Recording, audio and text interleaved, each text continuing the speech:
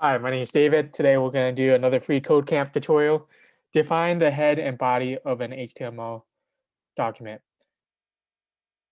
So within this HTML, we can see this HTML element. We can put a head to signify the head and then the body to signify the body of the document. And it just keeps everything more organized.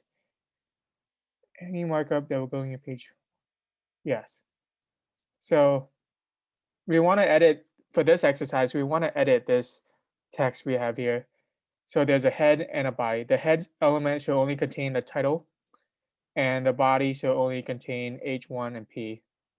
So how we're going to do this is that this is the syntax we use. So we just have to model off the documentation. So head, and then we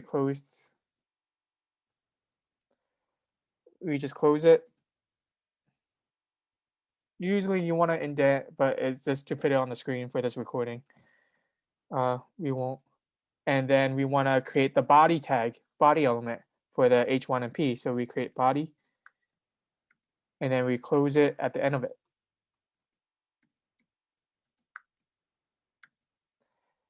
And that's it.